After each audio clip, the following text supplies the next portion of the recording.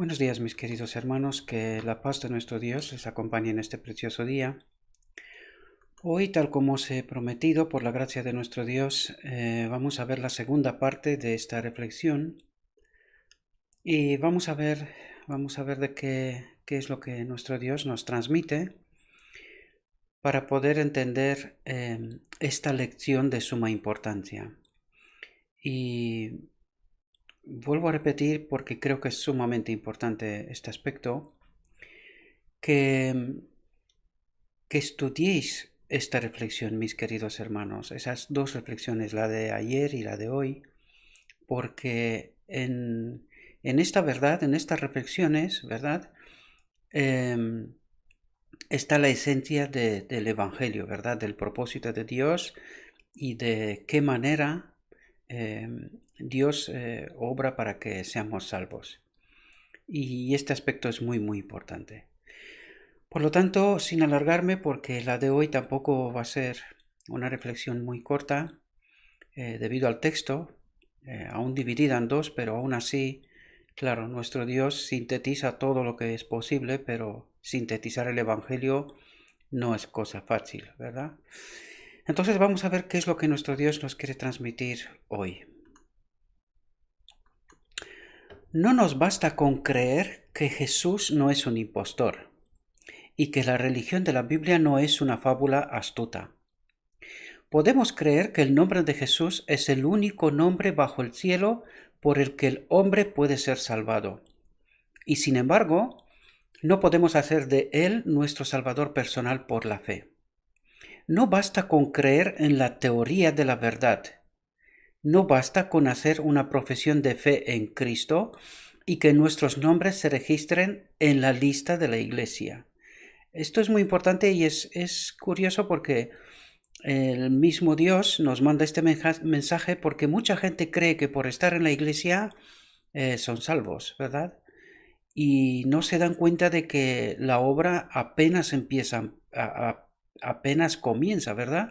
Con la venida en la iglesia. Es a partir de este momento que en realidad debemos de comprender cuál es la obra que se tiene que hacer para la salvación, ¿verdad?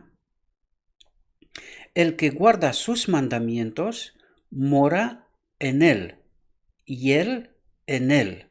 Es decir, el que guarda sus mandamientos, el Espíritu de Cristo habita en nosotros, y nosotros estamos en él, ¿verdad? O sea, tenemos vida a través de él. En realidad, eso nos quiere decir, ¿verdad? No son fáciles los textos de entender, pero bueno, espero que podamos entenderlos, ¿verdad?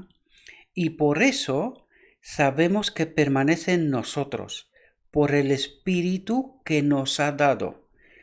Por lo tanto, aquí nos revela una verdad sumamente importante. Dice, el que guarda sus mandamientos mora en Cristo, ¿verdad? Y Cristo mora en él, ¿verdad? Y aquí nos da una señal para saber si el Espíritu de Cristo está en nosotros. Dice, y por eso sabemos que permanece en nosotros. ¿Por qué sabemos? Porque guardamos sus mandamientos, dice.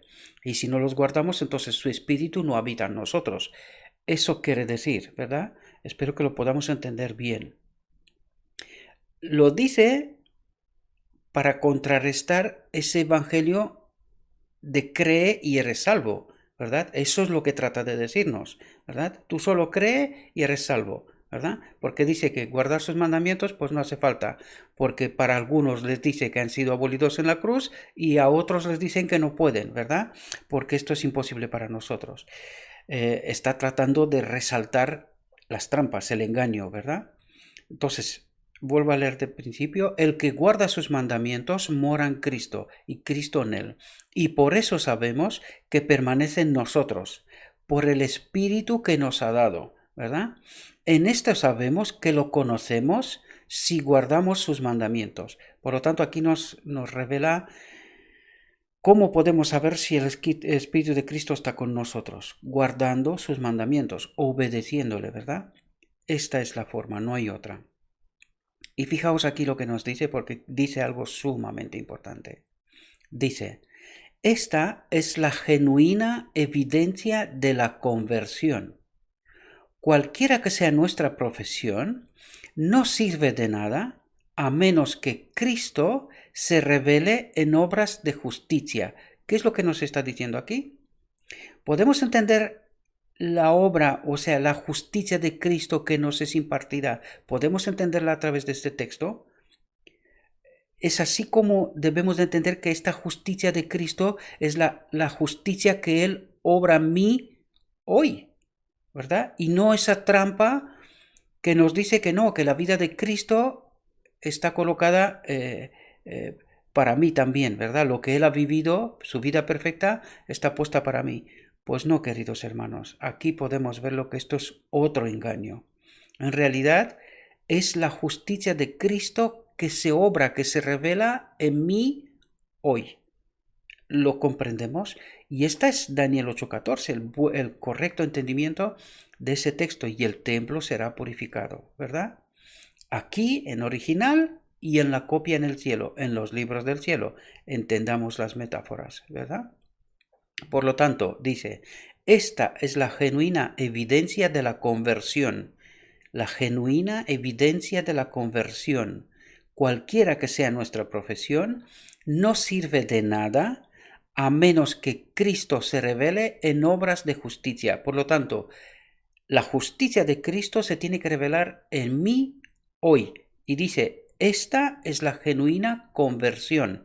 La otra no es una conversión y es una falsa conversión, para que lo entendamos bien, ¿verdad? Esa fe o esa creencia de los nicolaitas, ¿verdad? Pues esta es una falsa fe, no es genuina. Espero que entendamos bien estos asuntos, mis queridos hermanos. Fijaos lo que dice. La verdad debe ser plantada en el corazón. ¿Qué es lo que quiere decir aquí? Queridos, ¿qué es la verdad? Es Dios. ¿Y cómo se planta Dios en el corazón? A través de su palabra. Por lo tanto, dice, la verdad debe ser plantada en el corazón. Y cuando nosotros ponemos su verdad en nuestra mente, también nos conectamos con su espíritu. Lo leímos antes, ¿verdad? Pues a través del estudio de la palabra de Dios es como nos conectamos con su espíritu y obramos obras de justicia, ¿verdad? O sea, Él obra obras de justicia a través de nosotros. Debemos entender, son muy finas las líneas para comprender esto, ¿verdad? Por eso os digo una y otra vez, acerquémonos, reflexionemos sobre estos textos, entendamos muy bien el sentido, las metáforas de lo que Cristo quiere decirnos, ¿verdad? Para que de esta manera hagamos la obra que corresponde, ¿verdad? A esa cooperación con su espíritu, ¿sí? La verdad debe ser plantada en el corazón. Es controlar la mente y regular los afectos. ¿Cómo? A través de su palabra, ¿verdad? Todo el carácter debe estar marcado con las declaraciones divinas, con su palabra, ¿verdad? Dice, nuestro carácter se forma, se modela a través de las declaraciones divinas, a través de la Biblia. Eso es lo que quiere decir. ¿Entendemos? Y fijaos lo que dice aquí. Cada pizca y cada tilde de la palabra de Dios debe ser llevada a la práctica diaria. ¿Comprendemos? Esa realidad es lo que dijimos también ayer. ¿Cómo Cristo vivía? Pues por lo que el Espíritu le daba todos los días. Y eso mismo tiene que ser, esa misma tiene que ser nuestra experiencia. ¿Cómo? A través de la palabra de Dios llevada a la práctica diaria. Y es así como estamos conectados con el Espíritu Santo y es así como obramos justicia. ¿Entendéis? Quien se convierte en partícipe de la naturaleza divina estará en armonía con la gran norma de justicia de Dios, su santa ley. ¿Qué es lo que nos quiere decir aquí? Quien se convierte en un colaborador con Cristo, quiere decir, a través de su espíritu, dice, quien se convierte en partícipe de la naturaleza divina. ¿Cuál es la naturaleza divina? El espíritu de Cristo, ¿verdad? Estará en armonía con la gran norma de justicia de Dios, su santa ley.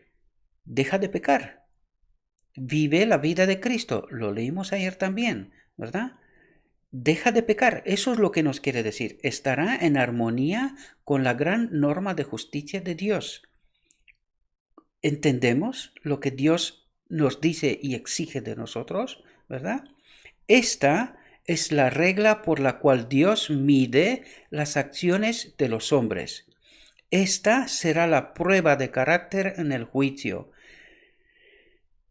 Lo que Dios mirará es si nosotros hemos estado conectados con su Espíritu a través de su palabra y nuestra vida ha sido transformada. Hemos dejado de vivir en pecado. Eso es lo que está diciendo. Y esta será la prueba de carácter en el juicio. Debemos de entender, Dios mirará vidas transformadas a través de su Espíritu. Y si su Espíritu habita en nosotros, entraremos en el reino de Dios. De otra manera, no. Hay muchos, y aquí os pido que estéis atentos, sobre todo mis hermanos protestantes de otras iglesias, porque aquí nos revelan muchas cosas que el enemigo de Dios ha tratado de engañarnos, ¿verdad? Es muy importante. Espero que no se sientan ofendidos, ¿verdad? Yo espero que se centren en el mensaje y que logren comprender lo que el mensaje quiere transmitir. Las realidades, las verdades que nuestro Dios quiere que entendamos, ¿verdad? Para que salgamos de lo que es la falsedad, del engaño, ¿sí? Hay muchos que afirman que por la muerte de Cristo la ley fue abrogada. Pero en esto contradicen las propias palabras de Cristo. No piensen que he venido a destruir la ley o los profetas. Hasta que pasen el cielo y la tierra, ni una jota ni una tilde pasará de la ley. Por lo tanto, debemos de entender que la ley de Dios es la gran norma de justicia para la eternidad. Por lo tanto, no fue abolida en la cruz. Debemos de entenderlo bien, mis queridos hermanos. Esto es una trampa del enemigo, ¿verdad? Fue para expiar la transgresión de la ley por parte del hombre que Cristo dio su vida. Si la ley pudo haber sido cambiada o puesta a un lado, entonces Cristo no tenía que haber muerto. Con su vida en la tierra honró la ley de Dios. Con su muerte la estableció, ¿verdad? Dio su vida como un sacrificio, no para destruir la ley de Dios, no para crear una norma inferior, sino para que se mantuviera la justicia, para que la ley se mostrara inmutable, para que permaneciera firme para siempre, para la eternidad, porque es la norma de gobierno de nuestro Dios, ¿verdad? Satanás había afirmado que era imposible que el hombre obedeciera los mandamientos de Dios.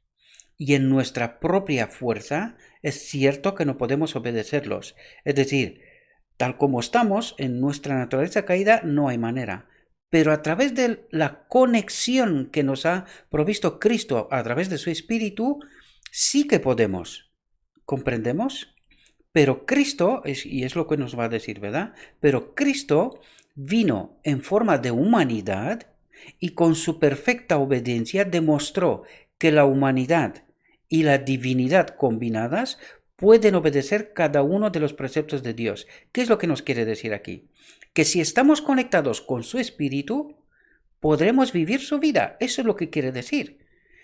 Y si no podemos vivirlas es porque no estamos conectados con su Espíritu.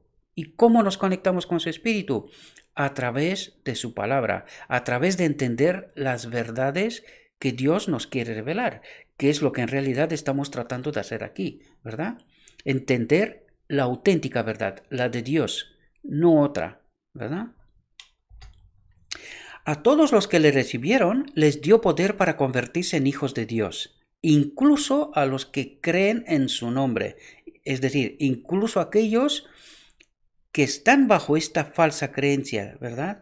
De cree y serás salvo, incluso a estos les dio poder para convertirse, dice, les dio poder, es decir, puso a nuestro alcance el Espíritu Santo para poder convertirnos a través de su Espíritu en hijos de Dios, es decir, entrar en obediencia, que eso es lo que nos trata de explicar, ¿verdad? Fijaos lo que nos dice a continuación. Este poder no está en el agente humano, no lo tenemos en nosotros intrínseco, ¿verdad? Dice, es el poder de Dios. el poder del Padre, es el Espíritu del Padre. Y fijaos lo que dice aquí. Cuando un alma recibe a Cristo, recibe el poder de vivir la vida de Cristo. Pero quiere decir que nosotros tenemos que conectarnos. Lo que quiere decir es que nos pone a nuestra disposición su poder, ¿verdad? Recibe el poder de vivir la vida de Cristo, pero depende de nosotros si queremos vivir esa vida de Cristo, ¿verdad? Estamos explicando en muchas reflexiones todo este hecho, ¿verdad? No es tan sencillo como parece, son pocas palabras, pero tienen bastante profundidad, ¿verdad? Porque fijaos lo que dice a continuación. Dice, Dios requiere la perfección de sus hijos. ¿Qué es lo que requiere Dios? La perfección de sus hijos. ¿Cómo? A través de este poder que pone a nuestra disposición. ¿Entendemos?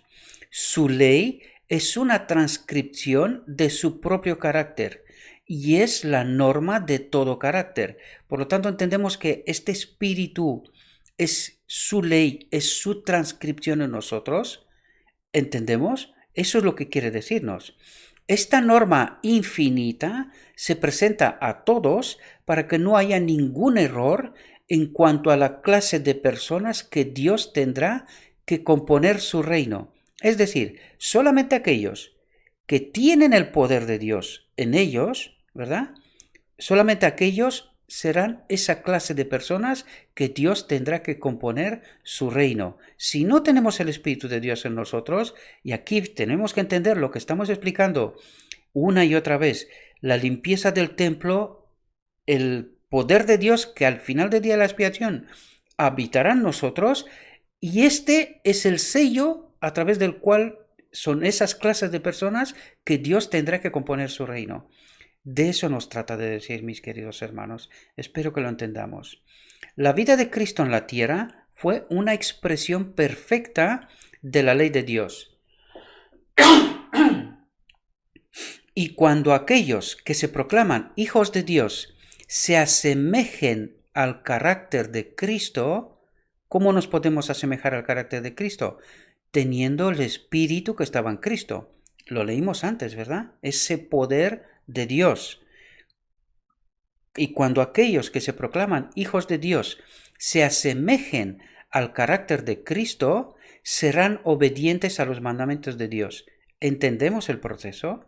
¿Entendemos el mecanismo? ¿Sí? Entonces el Señor puede confiar en que serán del número que compondrá la familia del cielo, vestidos con el glorioso atuendo de la justicia de Cristo. Tienen un lugar en la fiesta del Rey.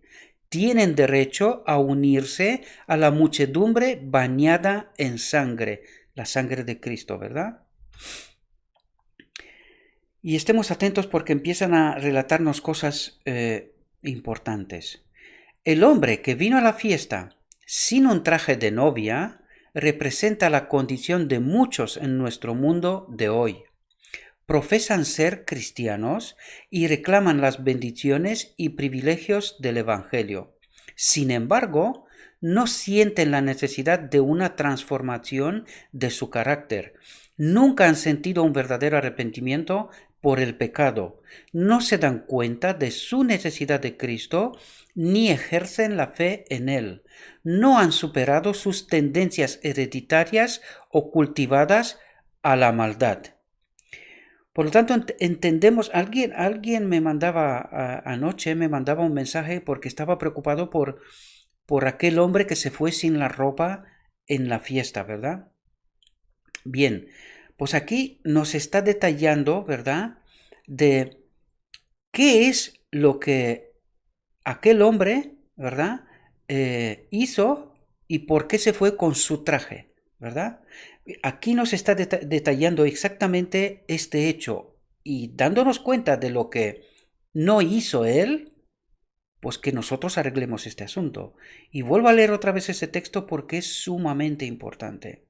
El hombre que vino a la fiesta sin un traje de novia representa la condición de muchos en nuestro mundo de hoy, profesan ser cristianos y reclaman las bendiciones y privilegios del Evangelio, ¿verdad? Son cristianos gente que vamos a la iglesia, ¿verdad? Fijaos lo que dice aquí. Sin embargo, no sienten la necesidad de una transformación de su carácter. Nunca han sentido un verdadero arrepentimiento por el pecado. ¿Por qué? Pues precisamente por lo que comentábamos ayer también. Porque alguien se ha encargado de decirnos, no te preocupes, nosotros no podemos guardar la ley. Esto no, nosotros no podemos hacerlo. Pero sí que lo ha hecho Cristo por nosotros, ¿verdad? Es decir, nos da un argumento que aparentemente parece válido, pero que ya lo estamos tratando aquí y es falso, ¿verdad? En realidad, lo que Cristo es obrar justicia en nosotros hoy, a través de nuestra vida, logra obediencia, ¿verdad? Y por esto esta gente se queda, dice, no sienten la necesidad de una transformación de su carácter. ¿Por qué? Porque alguien les dice, no te preocupes, estás en la iglesia, has aceptado a Cristo, ya está, con esto ya basta. Y eso también explica de por qué la iglesia está como está, ¿verdad? Porque no se ha entendido este mensaje correctamente, ¿verdad? Y dice, nunca han sentido un verdadero arrepentimiento por el pecado. ¿Por qué? Pues porque miramos a nuestro alrededor y decimos, pues mira, fulanito, menganito, aquel, lo otro, tal.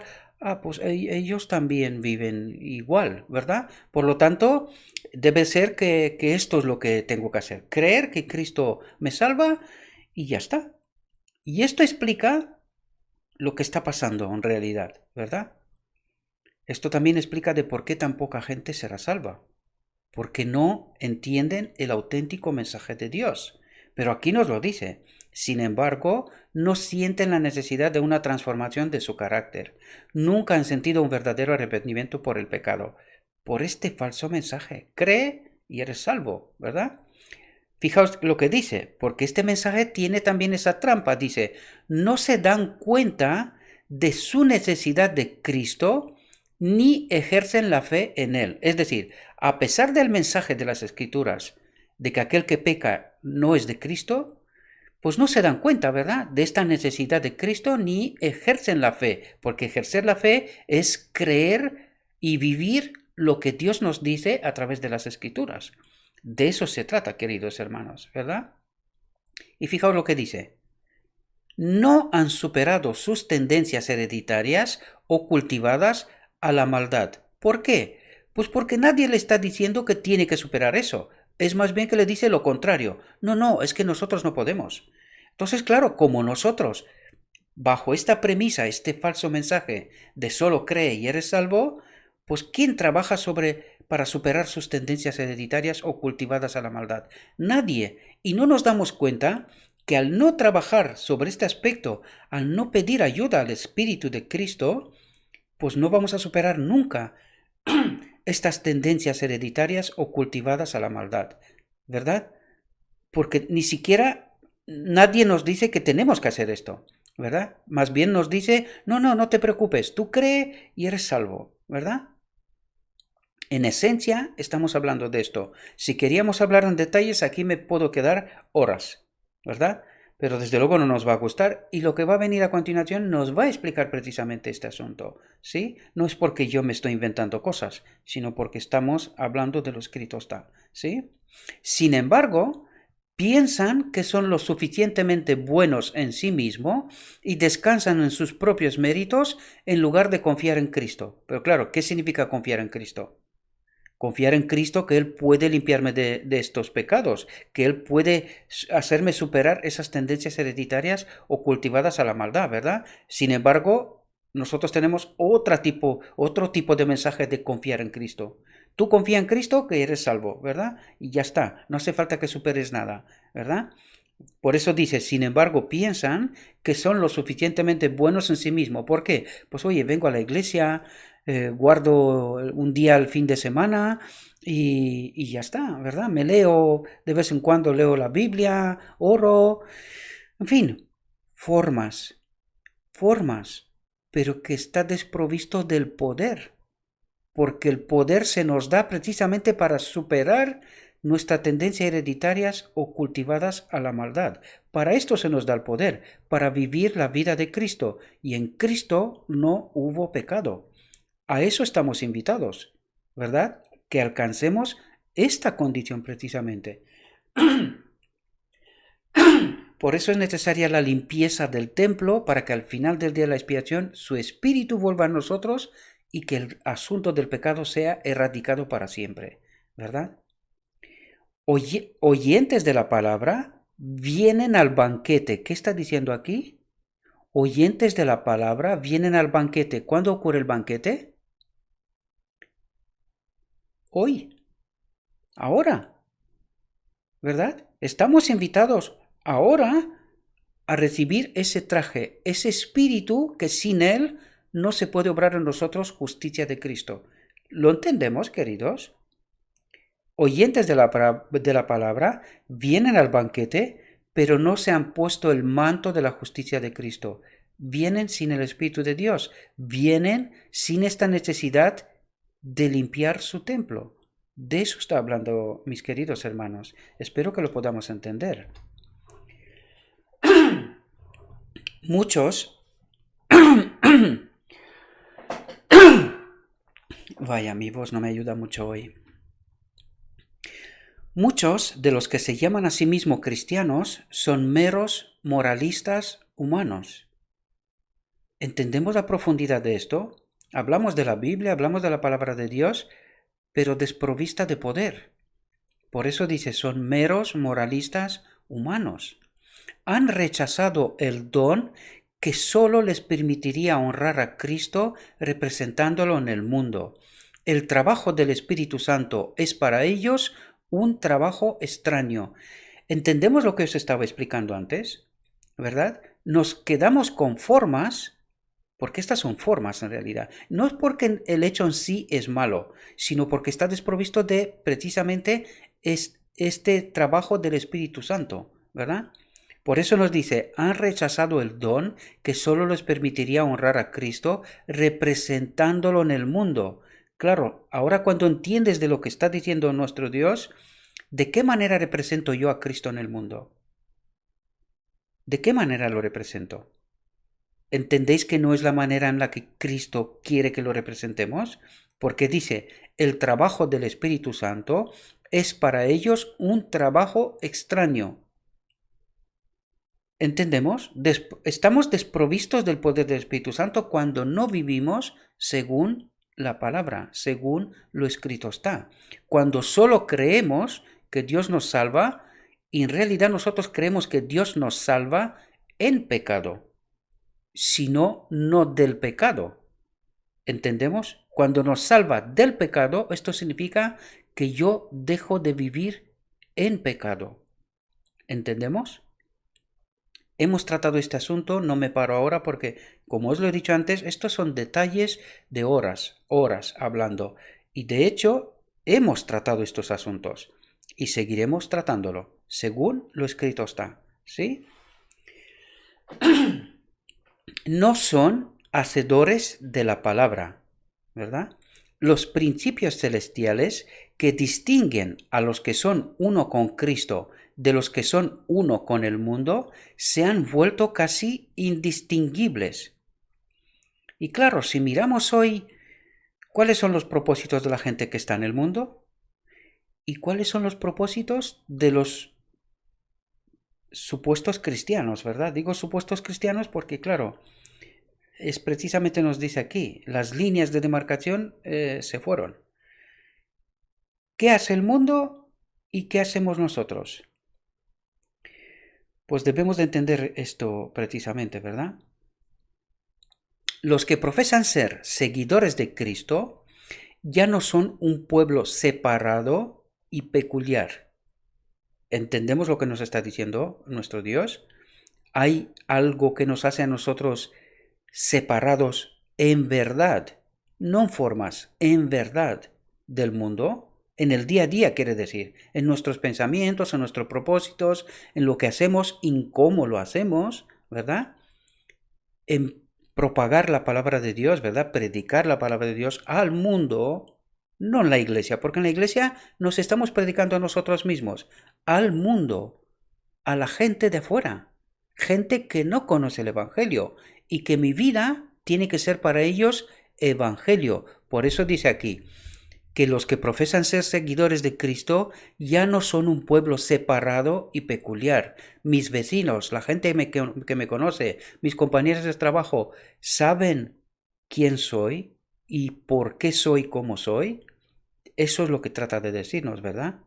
La línea de demarcación es indistinta, porque nos hemos amoldado al mundo, ¿verdad? Eso es lo que trata de decirnos el texto, ¿sí? El pueblo se está subordinando al mundo, a sus prácticas, sus costumbres, su egoísmo, ¿verdad? La iglesia ha ido al mundo en transgresión de la ley cuando el mundo debería haber ido a la iglesia en obediencia a la ley. Diariamente la iglesia se está convirtiendo al mundo. ¿Y quién es la iglesia? Soy yo. Es decir, que yo cada día tengo los deseos del mundo, el propósito del mundo y vivo como cualquier persona del mundo, ¿verdad? Todos ellos esperan ser salvados por la muerte de Cristo, mientras que se niegan a vivir su vida abnegada. Exaltan las riquezas de la gracia gratuita e intentan cubrirse con una apariencia de justicia, esperando cubrir sus defectos de carácter. Pero sus esfuerzos no servirán de nada en el día de Dios. ¿Entendemos, mis queridos hermanos? La justicia de Cristo no cubrirá un pecado apreciado. ¿Y eso qué significa? Un pecado que hacemos por elección, que nos gusta, ¿verdad? Dice, la justicia de Cristo no cubrirá un pecado apreciado. ¿Cuál cubrirán? Aquellos por error. Los que son de nuestra naturaleza, que no son por elección. Eso trata de decirnos, coloca una línea de demarcación importante, queridos. Nosotros no podemos elegir pecar. Estos pecados no están cubiertos por Cristo, por su sacrificio. ¿Lo entendemos? De estos pecados tenemos que dar cuenta nosotros ante Dios. ¿Sí? Un hombre puede ser un infractor de la ley en su corazón. Sin embargo, si no comete ningún acto exterior de transgresión, puede ser considerado por el mundo como poseedor de una gran integridad. Y en realidad eso es lo que tratamos de hacer. Disimular, ¿verdad? Aparentar. Pero que no se produce en nosotros esa auténtica transformación, ¿verdad? Pero la ley de Dios mira a los secretos del corazón. Cada acto es juzgado por los motivos que lo provocaron. Es decir, nuestro Dios mira cuál es la motivación de por qué estamos haciendo lo que estamos haciendo. Y Él, en función de esta motivación, nos juzgará, ¿verdad? Por lo tanto, entendemos que aunque esté escondido en mi corazón el motivo de lo que haga, si este motivo no es conforme con la voluntad, con el carácter de Dios, no sirve. Es pecado, en realidad. ¿Comprendemos? Solo lo que está de acuerdo con los principios de la ley de Dios estará en el juicio, ¿verdad? Dios es amor. Él ha mostrado este amor en el regalo de Cristo, cuando dio a su Hijo unigénito para que todo el que crea en Él no perezca, sino que tenga vida eterna. No retuvo nada de su posesión comprada. Dio todo el cielo, del cual podemos sacar fuerza y eficiencia para que no seamos repelidos o vencidos por nuestro gran adversario. Cuando dice que dio todo el cielo, ¿qué es lo que nos quiere decir? Que nos dio a su Hijo, ¿verdad? Para pagar el precio del pecado. Y nos dio su Espíritu, ¿verdad? Para que podamos vencer. Por eso dice que nos dio todo el cielo. Ya no le quedaba nada más para ofrecer. Ya lo dio todo. ¿Qué más necesitamos? Pero el amor de Dios no lo lleva a excusar el pecado. No lo excusó en Satanás, no lo excusó en Adán o en Caín, y no lo excusará en ningún otro de los hijos de los hombres. No se consiente en nuestros pecados, ni pasa por alto nuestros defectos de carácter. Por lo tanto, ¿entendemos la dimensión de la obra que se tiene que hacer en nosotros, queridos hermanos? mirémonos en el espejo de lo escrito está, para que podamos recibir de vuelta la imagen correcta, el mensaje correcto, mis queridos hermanos. Es sumamente importante si realmente entendemos lo que Dios exige de nosotros, ¿verdad? Fijaos lo que dice. Espera que venzamos en su nombre. ¿Qué es lo que espera Dios de nosotros? Que venzamos en su nombre y con su poder. Por lo tanto, esto es un posible, no un imposible. ¿Sí? Aquellos que rechazan el don de la justicia de Cristo, el don de la justicia de Cristo, su espíritu, eso es lo que nos dice, rechazando los atributos de carácter que los constituirían como hijos e hijas de Dios, fijaos lo que dice aquí, rechazan lo único que podía darles un lugar en el banquete nupcial. Al rechazar el Espíritu de Cristo, al rechazar esta limpieza que tiene que tener lugar en nuestro templo y que su Espíritu pueda volver a habitar aquí, al rechazar esto, se considera como pecado contra el Espíritu Santo y moriremos, queridos. De eso nos habla. En la parábola, cuando el rey preguntó, ¿cómo es que no tienes un traje de boda? El hombre se quedó sin palabras. Así será en el gran día de juicio. Los hombres pueden ahora excusar sus defectos de carácter, pero en ese día no ofrecerán ninguna excusa, porque no hay que ofrecer. Lo tuvimos todo a nuestro alcance, pero no quisimos obedecer, ¿verdad? Las iglesias profesas de Cristo en esta generación son exaltadas a los más altos privilegios. No sé si entendemos realmente lo que quiere decir aquí. Nos quiere decir que la historia está para que nosotros la miremos y entendamos. La historia de la cristiandad, la obra de Cristo, lo escrito está, la palabra inspirada, la verdad presente, lo tenemos todo en esta última generación sobre el cual Dios coloca una obra especial. Ellos tienen que alcanzar esta impecabilidad a través de su espíritu. Y por eso la responsabilidad que se coloca sobre nosotros es mayor, los privilegios también. Recordad, los 144.000, esta generación en vida, cuando Cristo venga, acompañarán a Cristo allá donde esté. Por eso los privilegios son altos, pero la responsabilidad también, ¿verdad? ¿Entendemos la responsabilidad que nuestro Dios coloca sobre nosotros? Espero que seamos capaces de entender esto, mis queridos hermanos. El Señor se nos ha revelado en una luz cada vez mayor. Nuestros privilegios son mucho más grandes que los privilegios del antiguo pueblo de Dios, porque lo tenemos todo a nuestro alcance. Todo, no falta nada. No solo tenemos la gran luz encomendada a Israel, sino que tenemos la creciente evidencia de la gran salvación traída a nosotros a través de Cristo, de su Espíritu, del poder para vencer. Eso es lo que quiere decirnos.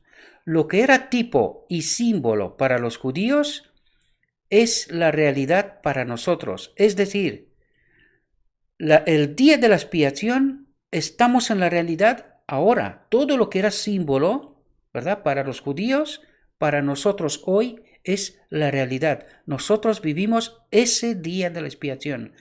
Eso es la realidad. Ellos tenían la historia del Antiguo Testamento. Nosotros tenemos eso y el Nuevo Testamento también. Tenemos la seguridad de un Salvador que ha venido, un Salvador que ha sido crucificado, que ha resucitado y sobre el sepulcro rasgado de José ha proclamado, yo soy la resurrección y la vida. ¿Cómo? ¿Cómo es la vida? A través de su Espíritu, ¿verdad? A través del Espíritu del Padre que habita en él. Debemos de entender esas verdades muy profundas, pero que son tan importantes para nosotros, mis queridos hermanos. En nuestro conocimiento de Cristo y su amor, el reino de Dios se coloca en medio de nosotros. ¿Qué dice? Fijaos lo que dice. en nuestro conocimiento de Cristo y su amor, fijaos lo que dice, el reino de Dios se coloca en medio de nosotros. ¿Cómo? A través de su Espíritu, queridos. El reino de Dios se coloca en medio de nosotros a través de su Espíritu, porque su pueblo empieza a vivir en conformidad con su carácter. Eso es lo que trata de decirnos, mis queridos hermanos, ¿verdad? Cristo se nos revela en sermones y se nos canta en canciones. Y atentos, el banquete espiritual se pone ante nosotros en rica abundancia. ¿Cuándo ocurre el banquete? ¿Lo entendemos, queridos hermanos? El banquete espiritual se pone ante nosotros en rica abundancia.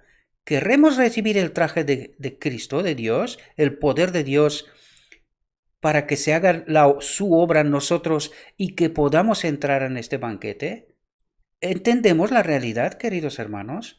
El traje de novia, provisto a un costo infinito, es ofrecido libremente a cada alma. ¿Pero queremos recibirlos? ¿Queremos obrar en consecuencia? ¿Entendemos el mensaje? Los mensajeros de Dios nos presentan la justicia de Cristo, la justificación por la fe, las grandes y preciosas promesas de la palabra de Dios, el libre acceso al Padre por Cristo, el consuelo del Espíritu. ¿Qué dice? El libre acceso al Padre por Cristo. ¿Cómo? A través de su Espíritu. ¿Entendemos? El consuelo del Espíritu, la seguridad bien fundamentada de la vida eterna en el reino de Dios. Y fijaos aquí, queridos hermanos, ¿qué podría hacer Dios por nosotros que no haya hecho al proveer la gran cena, el banquete celestial? ¿Qué podría hacer?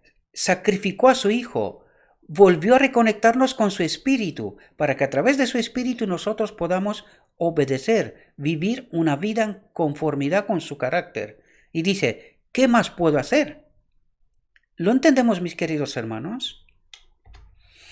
En el cielo lo dicen los ángeles ministradores. El ministerio que se nos ha encargado realizar lo hemos hecho. Hemos hecho retroceder al ejército de ángeles malvados. ¿Qué están haciendo los ángeles? Dice retroceder al ejército de los ángeles malvados. ¿Lo entendemos? Enviamos brillo y luz a las almas de los hombres, avivando su memoria del amor de Dios expresado en Jesús. Atrajimos sus ojos a la cruz de Cristo. Sus corazones se conmovieron profundamente por el sentido del pecado que crucificó al Hijo de Dios. Fueron condenados. Vieron los pasos a seguir en la conversión. Fijaos lo que dice aquí. Vieron los pasos a seguir en la conversión. Sintieron el poder del Evangelio. Sus corazones se hicieron más tiernos al ver la dulzura del amor de Dios. Contemplaron la belleza del carácter de Cristo, su Espíritu, el Espíritu del Padre en él. Y a lo que nos invita aquí, ¿a qué nos invita aquí, mis queridos hermanos? La pregunta del cielo, la pregunta del Padre, porque este fue el inicio de todos los problemas en el cielo, fue, ¿queréis que habite mi espíritu en vosotros? Dice, la belleza del carácter de Cristo. El Espíritu del Padre habitaba en él. ¿Queremos nosotros que habite también en nosotros? ¿Lo queremos, mis queridos? Esta es la invitación al banquete, mis queridos hermanos. Debemos de entender este mensaje. Es sumamente importante, tal como lo está diciendo en el título. Es de suma importancia. Pero con los muchos todo fue en vano. No quisieron renunciar. Fijaos lo que está diciendo aquí, para que podamos entender qué es lo que tenemos que hacer, ¿verdad? Porque aquí nos lo revela. Fijaos. No quisieron renunciar a sus propios hábitos y carácter. No se quitaban las vestiduras de la tierra para vestirse con el manto del cielo. Sus corazones fueron entregados a la codicia. ¿Y qué es lo que hacemos nosotros todos los días? ¿A qué están dedicados nuestros proyectos de vida? Fijaos, a acumular, codicia, a tener más y más, a nuestra vanidad personal, ¿verdad? Amaban las asociaciones del mundo más de lo que amaban a su Dios. Es decir, Dios no estaba en el primer lugar. ¿Entendemos lo que nos está diciendo, mis queridos hermanos? ¿Y entendéis por qué vamos a perder la eternidad? Pues las causas están allí, mis queridos hermanos. Y este es el trabajo que tenemos que hacer con el poder de Dios. Solemne será el día de la decisión final. En la visión profética el apóstol Juan lo describe. Vi un gran trono blanco, y al que estaba sentado en él, de cuya faz huyeron la tierra y el cielo, y no se encontró ningún lugar para ellos. Y vi a los muertos, pequeños y grandes, de pie ante Dios. Y se abrieron los libros, y se abrió otro libro que es el libro de la vida. Y los muertos fueron juzgados por las cosas que estaban escritas en los libros según sus obras.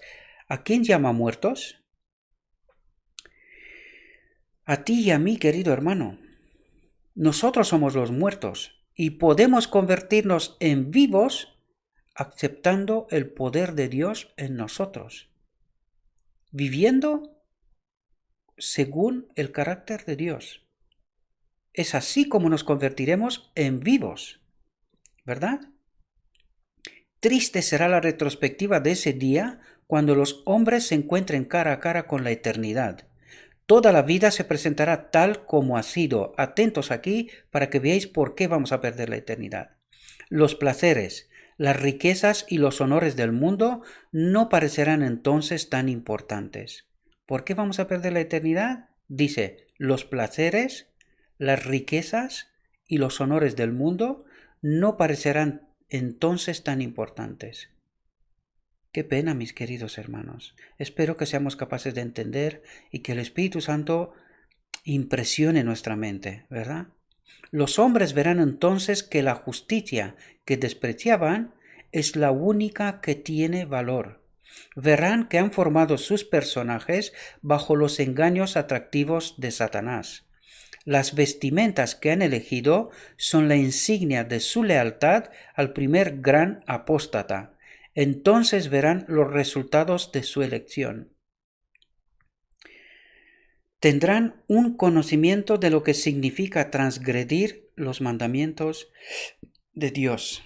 Espero, mis queridos hermanos, que despertemos antes que sea demasiado tarde. No habrá un futuro periodo de prueba en el que prepararse para la eternidad. ¿Qué es lo que vivimos nosotros ahora, mis queridos hermanos? Fijaos lo que dice. No habrá un futuro periodo de prueba. Estamos en un periodo de prueba, en un tiempo de gracia, queridos hermanos. Y nosotros en ese tiempo de gracia tenemos que aprovecharlo y demostrar al cielo que queremos que el Espíritu de Dios, su carácter, habite en nosotros. Y queremos vivir otra vida, no esta. Su vida, comprendemos, en su reino. Y ese es nuestro periodo de prueba. Espero, mis queridos hermanos, que pasemos esa prueba. No habrá un futuro periodo de prueba en el que prepararse para la eternidad. Es en esta vida que debemos ponernos el manto de la justicia de Cristo, aceptar su espíritu y que se haga en nosotros su obra. Este es el manto de la justicia de Cristo. Esta es nuestra única oportunidad de formar personajes para el hogar que Cristo ha preparado para aquellos que obedecen sus mandamientos. ¿Entendemos la obra? Lo vuelvo a leer porque es importantísimo. Fijaos lo que dice. Esta es nuestra única oportunidad de formar personajes, caracteres, ¿verdad? Aquí creo que la traducción me jugó una mala pasada, ¿verdad? Esta es nuestra única oportunidad de formar caracteres para el hogar que Cristo ha preparado para aquellos que obedecen sus mandamientos. Por lo tanto, ¿entendéis la obra que se tiene que hacer nosotros? Este es el templo será purificado. que de nuestra mente salga estos placeres de este mundo, los honores, las riquezas y esas tonterías que Satanás nos las coloca por delante, ¿verdad? Y que tenemos que hacer la obra de Cristo, porque este mundo ya no es el mundo que nuestro Dios preparó para nosotros. Este mundo será quemado, destruido, reformado, ¿verdad? Recreado, perdón, no reformado, recreado, ¿verdad? Para nosotros. Por lo tanto, tenemos que formar caracteres ahora con el poder de Dios. De eso nos está tratando explicarnos este mensaje, mis queridos hermanos. Los días de nuestra prueba se están cerrando rápidamente. El final está cerca. Se nos advierte, cuídese, no sea que sus corazones se carguen de exceso de alcohol y borrachera y de los cuidados de esta vida y que ese día llegue sin darse cuenta. Tened cuidado de que no os encuentre desprevenidos. Ten cuidado de no encontrarte en la fiesta del rey sin un traje de novia. Lo dice personal. A mí, ten cuidado de no encontrarte en la fiesta del rey sin un traje de novia. Espero, mis queridos hermanos, que esta no sea la experiencia de ninguno de nosotros. Y por eso os pedía yo ayer, compartid, queridos hermanos, este mensaje, porque casi toda la cristiandad está engañada. Está engañada, queridos. A la hora que no penséis que el Hijo del Hombre viene, bienaventurado el que vela y guarda sus vestidos, no sea que ande desnudo y vean su vergüenza. Espero, mis queridos hermanos, que este mensaje, tanto el de ayer como el de hoy, espero que os ayuden en vuestra reflexión. Os invito a que reflexionéis mucho más profundamente. Yo he tratado de hacerlo todo lo rápido que he podido, pero que si queremos entender este mensaje hay que reflexionar despacio, tranquilo, profundamente, entender lo que Dios espera y exige de nosotros, mis queridos hermanos. No vamos a tener ninguna excusa. Tenemos el poder de Dios a nuestro alcance. Permitámosle que haga la obra de justicia de Cristo en nosotros. Y espero, mis queridos hermanos, que todos aquellos que veis estas reflexiones y aquellos que no las vean, espero que todos entendamos este mensaje por un medio u otro y que nos encontremos todos en el reino de nuestro Padre Celestial. Espero, mis queridos hermanos, que tengáis espero y ruego que tengáis un próspero día y que todo lo que os he dicho, os lo he dicho en nombre de Cristo Jesús. Amén.